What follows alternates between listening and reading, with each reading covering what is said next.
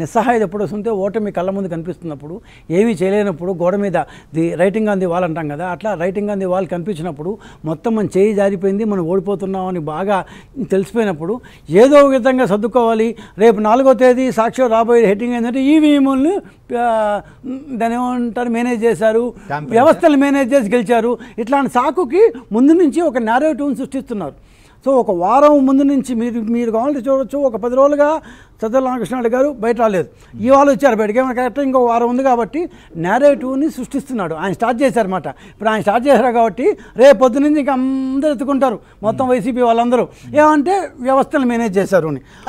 ఆ వ్యవస్థలు కాదు, వాళ్ళు ఇంకొక ఆరోపించిన దాంట్లో సరే నిజంగా పోలింగ్ రోజు లేకపోతే గొడవలు లేకపోతే గందరగోళాలు సృష్టించి ఈవీఎంలు బయలుగొట్టి మొత్తం వేసుకుంటే ఎందుకు రీపోలింగ్కి అడగలేదు, ఇవ్వలేదంటేనే దీంట్లో ఏదో కుట్ర ఉంది అనేటువంటిది వాళ్ళు చెప్తున్నారు. ఇక్కడ పాయింట్ ఏంటంటే ఎలక్షన్లో పోటీ చేసే వాళ్ళకి, ఆ పార్టీ వాళ్ళకి ఎలక్షన్ల యొక్క రూల్స్ అండ్ రెగ్యులేషన్స్ తెలియవని అనుకోను.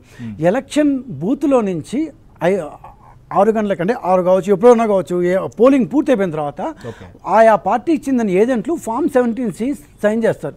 ఫామ్ 17C సైన్ చేసేటప్పుడు పూర్తి స్థాయి సంతృప్తి పొందితేనే సైన్ చేయాలి.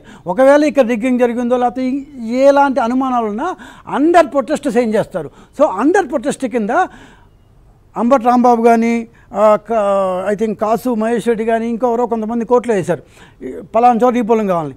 ఈ రీపోలింగు వీళ్ళు అడుగుతున్న నెంబర్ ఆఫ్ బూత్స్లో ఆ ఏజెంట్లు అండర్ ప్రొటెస్ట్ కింద సైన్ చేశారా లేదా, పాయింట్ 1.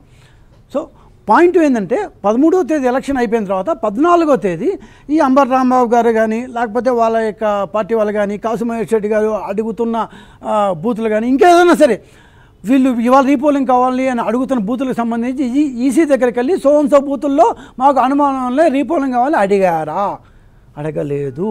అంటే వైలెన్స్ జరిగిన తర్వాత, ట్రాన్స్ఫర్లు జరిగిన తర్వాత, సస్పెన్షన్లు జరిగిన తర్వాత, అరెస్టులు జరిగిన తర్వాత ఇప్పుడు తమను తాము కాపాడుకోవడానికి ఇద్దరు కోర్టుకు వెళ్ళారు. కోర్టు కొట్టేసిందంటే కోర్టులను కూడా మేము దాన్ని ఏమంటే మేనేజ్ ఇప్పుడు గుర్తొచ్చిందేమో అంపైరింగ్ గురించి వాళ్ళకి. అంతే కదా. ఇప్పుడు వై నాట్ 175 అని చెప్పినప్పుడు ఇప్పుడు సడన్గా అన్ని వ్యవస్థలు తమకు సార్ వాళ్ళు అధికార పార్టీ సార్ ఇవాళ కూడా అధికారంలో ఉన్నారు. సిఎస్ గురించి మేము ఏదో ఉగ్రవాదులు మాట ఆయన మీద దాడి చేస్తున్నాం. ఇంకో పాయింట్ ఒక పాయింట్. సో కోర్టుల గురించి దాన్ని మాట్లాడారు కదా.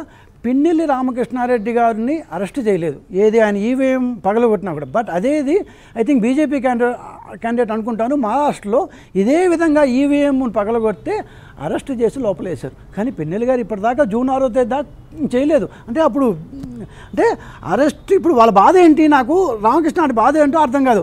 అరెస్టు చేయనందుకు బాధ, లేకపోతే కేసు పెట్టినందుకు బాధ, లేకపోతే ఈ వీడియో బయట వచ్చేందుకు బాధ.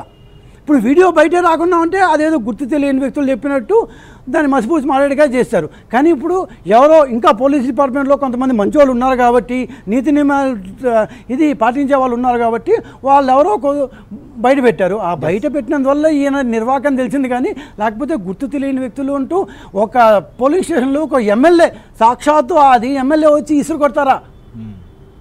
రాత్రిపూట తాడిపత్రి నుంచి రాజంపేట నుంచి దాన్ని డిఎస్పీని తాడిపత్రికి పంపించి కొట్టిస్తారా? ఇవంతా మీరు అధికారంలో ఉన్నారండి, మీరు చేసిన దాన్ని ఏమంటారు ఘోరమైన అకృత్యాలు ఇవన్నీ. చూద్దాం ఎన్ని చేస్తూనే ఉన్నారు అవన్నీ ఆయన చేసేసి మొత్తం పీడ విరగడవుతుందని కూడా చెప్పారు ఆయన. అంత నీచమైన భాష